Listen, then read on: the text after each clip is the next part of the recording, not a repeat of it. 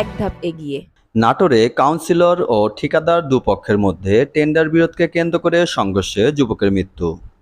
নাটোর পৌরসভার কাউন্সিলর ও ঠিকাদার দুপক্ষের মধ্যে একটি টেন্ডারের ঘটনার বিরোধকে কেন্দ্র করে সংঘর্ষে শিশির ৩০ নামে এক যুবকের মৃত্যু হয়েছে। আজ মঙ্গলবার ১৬ এপ্রিল দুপুরে নাটোর পৌরসভা চত্বরে এ ঘটনা ঘটে। নিহত শিশির পৌরসভা এলাকার মল্লিকহাটি মহল্লার মোজাহার হোসেনের ছেলে। এ ঘটনায় যুবলীগ নেতা হাসু এবং পৌর কাউন্সিলর রোকনুজ্জামান হিরোকে আটক করেছে পুলিশ।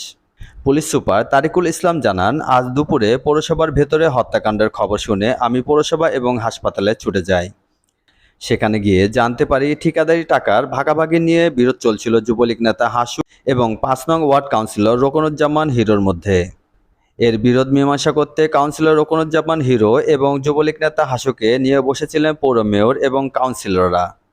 মীমাংসার সিদ্ধান্ত উপেক্ষা করে কাউন্সিলর রোকনুজ্জামান হিরো সেই স্থান ত্যাগ করেন। পৌরসভার আঙ্গিনায় হাসুর সঙ্গে তর্কে জড়িয়ে পড়েন হিরো। এ সময় উভয় পক্ষের মধ্যে অস্ত্র নিয়ে হামলা পাল্টা হামলা হলে ঘটনাস্থলে শিশির গুরুতর আহত হয়।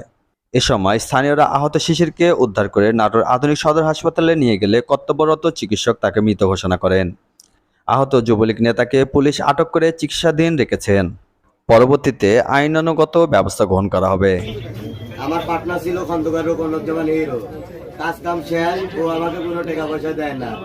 আমি মেয়র সাহেবের সহানুভূতি হই। মেয়র সাহেব সবাইকে ডাকে হিসাব পাতি খাতা কলম সব নেওয়ার পরে একটা জুরি বোর্ড করে আমাকে ৪ লক্ষ টাকা দিতে চায়, তাও আমি রাজি।